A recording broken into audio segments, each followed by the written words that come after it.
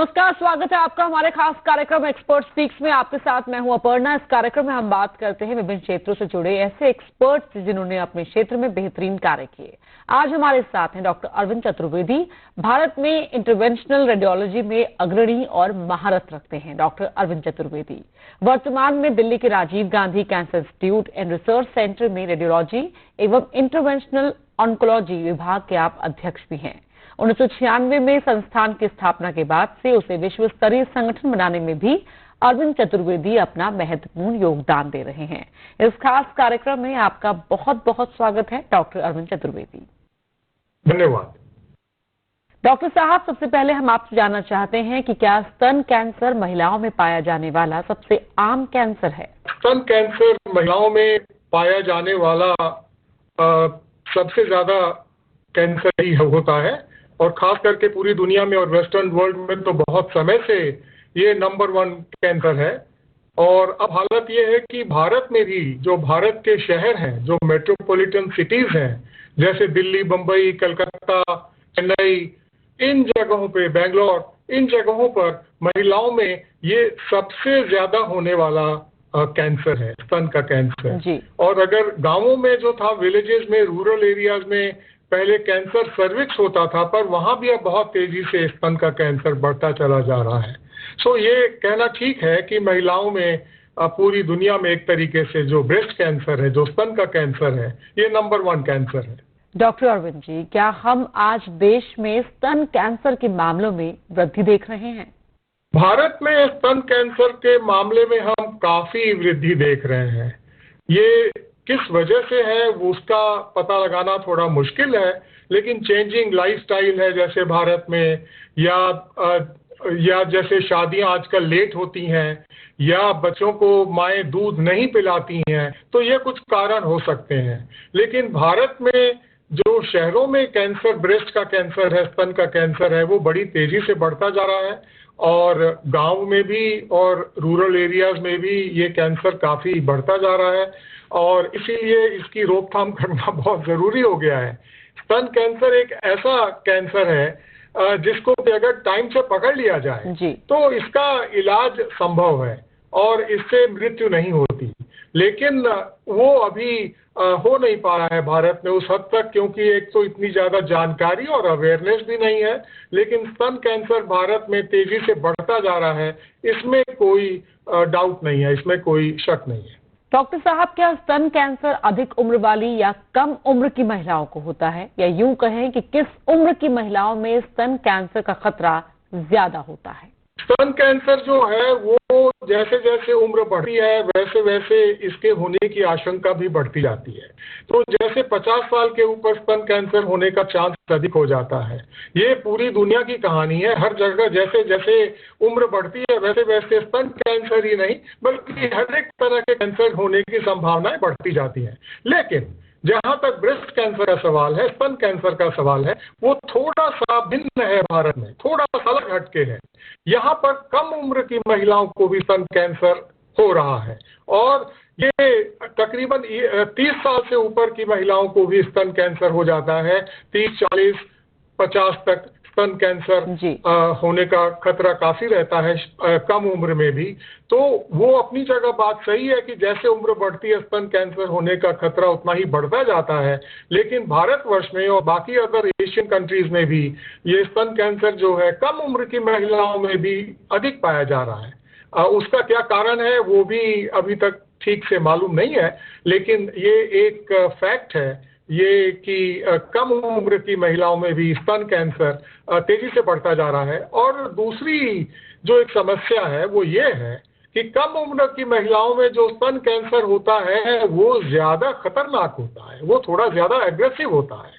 तो इसीलिए ये जरूरी है कि कम उम्र की महिलाओं में इस कैंसर को टाइम से पकड़ लिया जाए, जिससे इसका इलाज एकदम से संभव हो। डॉक्टर अरविंद चतुर्वेदी, अब हमें ये बताइए कि स्तन कैंसर के सामान्य लक्षण क्या होते हैं? हाँ, पहले मैं ये बताना चाहूंगा कि स्तन कैंसर को कंफर्म कैसे करते हैं।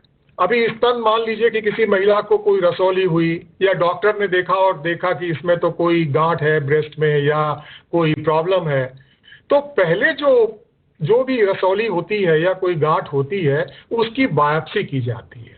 तो बायोप्सी जो होती है वो ऐसे की जाती है कि उसमें एक खास किस्म की नीडल डाली जाती है जो उसमें से एक टिश्यू काट के निकाल देती है, एक पीस छोटा सा उसमें से निकाल देती है। इसी तरीके से कई पीस निकाले जाते हैं और वो ब्रेस्ट कैंसर की डायग्नोसिस होती है। इसको कहते हैं नीडल बायोप्सी या इसको कहते हैं कोर नीडल बायोप्सी। ये सुई से ही हो जाती है, इसमें काट पीट की कोई जरूरत नहीं होती, इसमें टाका लगाने की कोई जरूरत नहीं होती और इससे ब्रेस्ट कैंसर का पता लगता है। लेकिन इसकी कुछ कमियां हैं। इसकी कमियां यह है कि एक सुई से आप कुछ सीमित टिश्यू ही निकाल पाते हैं और कई बार कोई जो कैंसर उससे थोड़ा हट के होता है इधर उधर तो वो पकड़ में नहीं आ पाता।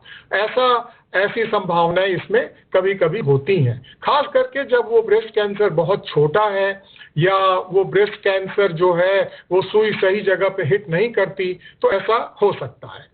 तो इसी के लिए एक नई टेक्निक है जिसका नाम है वैब, VABB, और उसका फुल फॉर्म है vacuum assisted breast biopsy. Doctor साहब, महिलाओं को नियमित जांच के लिए जाना चाहिए, इसके बारे में आपके क्या विचार हैं? महिलाओं को नियमित जांच के लिए जाना चाहिए, इसमें कोई शक नहीं है। स्तन कैंसर एक ऐसा कैंसर है जिसे कि आसानी से पकड़ा जा सकता है और समय से पकड़ लिया जाए तो इसका पूरा निदान भी, इसका पूरा इलाज संभव है।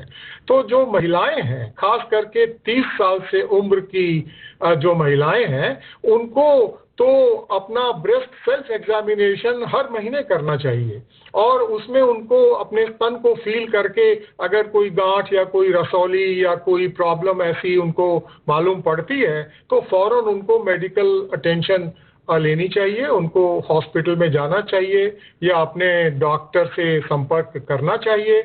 और 40 साल के ऊपर जो है महिलाओं को हर साल एक मैमोग्राफी करानी चाहिए। मैमोग्राफी एक तरह का एक्सरे होता है, खास किस्म का जो ब्रेस्ट का एक्सरे होता है, और 40 से ऊपर वो मैमोग्राफी हर साल हर महिला को करानी चाहिए, जिससे कि अगर स्तन कैंसर हो रहा है किसी को तो उसका पता जल्दी लगाया जा सके।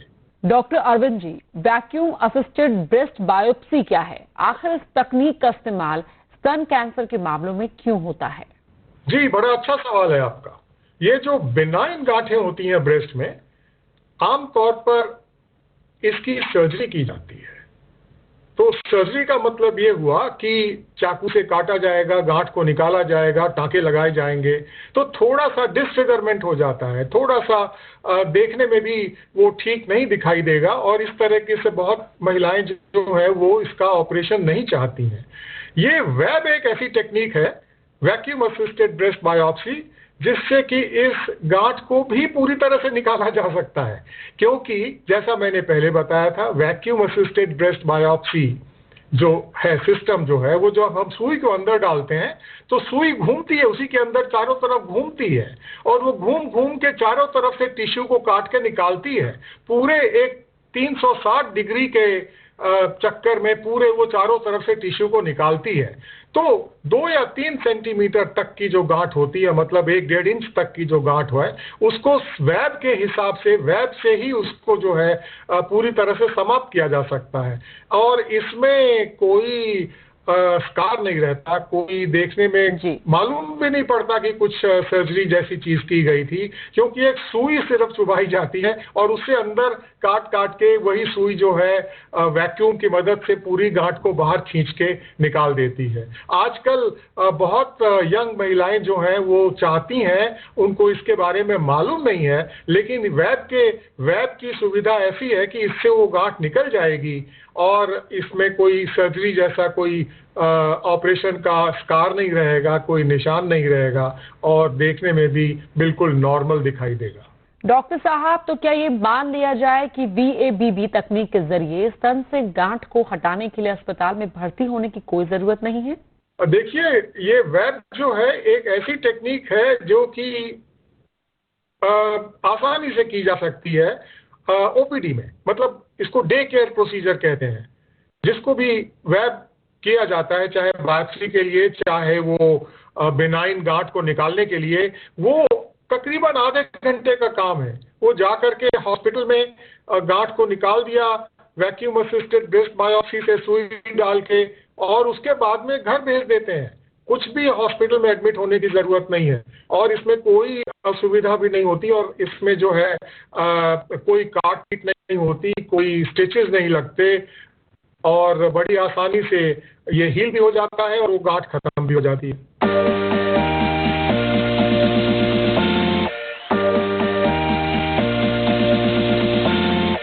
डॉक्टर अरविंद जी, कैंसर का पता जल्द लगाने में वीएबीबी तकनीक कितनी फायदेमंद है? कैंसर का पता लगाने के लिए जो सबसे कॉमन टेक्निक होती है, जो सबसे ज्यादा किया जाता है, वो है एक सिंबल बायोप्सी, जिसको कि हम कोर नीडल बायोप्सी कहते हैं। एक सुई खास किस्म की होती है जिसको कि बायोप्सी नीडल कहा जाता है। वो बायोप्सी नीडल को ब्रेस्ट में, जहां स्तन में जहां गांठ या जहां शक होता है, वहां डाल करके उससे हम छोटे छोटे पीस कई बार में निकालते हैं। और उसमें कई बार ऐसा होता है कि जहां कैंसर है उस जगह से, सही जगह से, खास करके अगर बहुत छोटा है तो उसको वो नहीं निकाल पाता और वो पकड़ में नहीं आता और वो मिस हो जाता है, वो कैंसर मिस हो जाता है। जब वेब का सवाल जहां तक है, मैंने जैसे बताया कि वैक्यूम असिस्टेड ब्रेस्ट बायोप्सी में जो सुई अंदर डाली जाती है थोड़ी मोटी होती है, और वो सुई को मशीन से कनेक्ट करते हैं, और वो मशीन जो सुई को चारों तरफ घुमाती है उसी जगह पर। वो सुई एक ही जगह से अंदर जाती है, सिर्फ उसको बार बार घुसाने की जरूरत नहीं होती, और वो चारों तरफ घूमते हुए चारों तरफ का टिश्यू काट काट के और बाहर वैक्यूम की मदद से बाहर वो खींच लिया जाता है। तो एक ही सुई डाल करके और काफी सारा टिश्यू निकाल लिया जाता है, जिससे कि हमें जो डायग्नोसिस है ब्रेस्ट कैंसर की, वो मिस इसमें आमतौर पर नहीं होती, और इसमें ज्यादा चांस है कि अगर ब्रेस्ट कैंसर है तो पूरा पकड़ में आ जाए। तो इसीलिए डायग्नोसिस के लिए वैब जो है वो एक बड़ी एडवांस्ड टेक्निक है। वैक्यूम असिस्टेड ब्रेस्ट बायोप्सी एक एडवांस टेक्निक है, और खास करके कई जगहों पर जहां की इतना छोटा शक है कैंसर का, इतनी छोटी सी जगह है कि वहां आम बायोप्सी के फेल होने का डर होता है, वहां पर वैब जो है वो फेल नहीं होगा।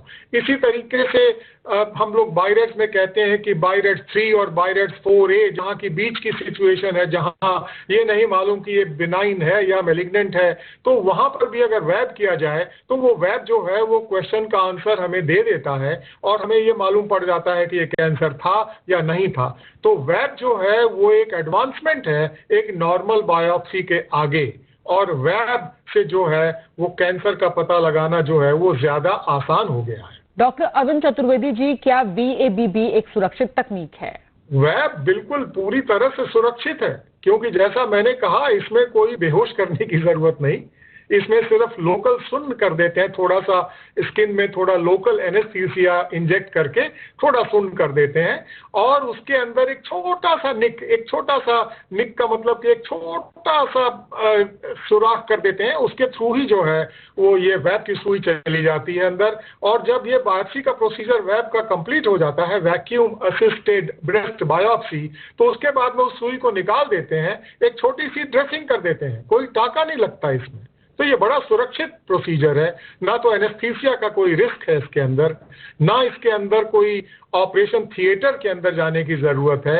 ये डे केयर प्रोसीजर है, जो आमतौर पर जहां ब्रेस्ट का एग्जामिनेशन किया जाता है ये वहीं पर हो जाता है, और आधे घंटे के अंदर महिला को घर भेजा जा सकता है, और उसी दिन या अगले दिन से वो आराम से अपने आसानी से घर का कामकाज कर सकती हैं या अपने काम पे जा सकती हैं। डॉक्टर साहब, स्तन कैंसर के रोगियों का समय पर इलाज न होने के कारण उनके स्वास्थ्य पर क्या प्रभाव पड़ता है? अगर समय पर डायग्नोसिस ना हो और समय पर इलाज ना हो तो ये कैंसर बढ़ जाता है। कैंसर की कई स्टेजेस होती हैं, जैसे स्टेज 1, 2, 3 और 4।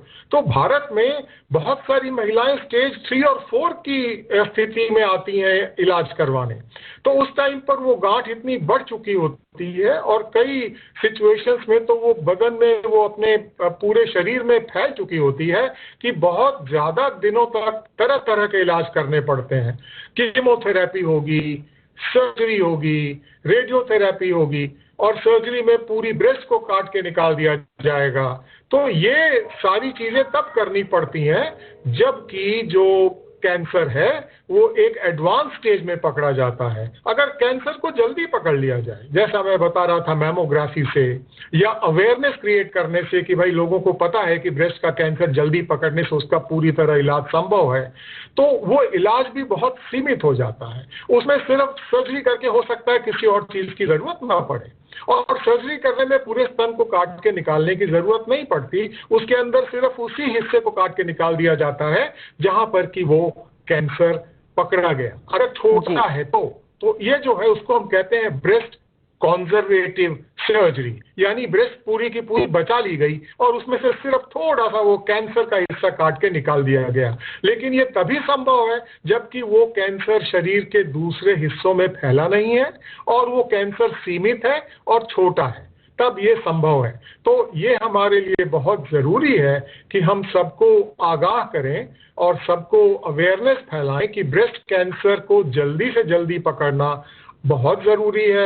उसमें जो है इलाज पूरी तरह संभव है, पूरा क्योर इसका संभव है और इसमें हर एक चीज की जरूरत भी नहीं पड़ती। जो एडवांस्ड इतने ज्यादा इलाज चलते रहते हैं ब्रेस्ट कैंसर में, chemotherapy, radiotherapy, targeted therapy, surgery, वो सबसे सीमित होकर सिर्फ एक सर्जरी करके पूरा इलाज हो जाता है। डॉक्टर अरविंद जी, स्तन कैंसर के लिए VA-BBA जैसी विकसित निदान प्रक्रियाओं के बारे में भारतीय महिलाएं कितनी जागरूक हैं? ये बड़ा अच्छा सवाल पूछा आपने। भारतीय महिलाओं की तो बात छोड़ दीजिए, वेब एक ऐसी रिवोल्यूशनरी और ऐसी आधुनिक टेक्निक है कि बाहर के देशों में भी महिलाओं को इसकी जानकारी ज्यादा नहीं है। हमें इसकी जानकारी देनी है लोगों को कि ये वेब जो है वो ऐसी बाहर की टेक्निक है जिसमें कि मिस डायग्नोसिस होने का डर कम होता है, इसमें अंडर डायग्नोसिस होने का डर कम होता है और ये डायग्नोसिस को सही तरीके से पकड़ने में काफी सक्षम है। तो भारत में महिलाओं को इसकी ज्यादा जानकारी नहीं है। मैं तो ये कहूंगा कि बहुत जगहों पे डॉक्टर्स को भी इसकी ज्यादा जानकारी नहीं है।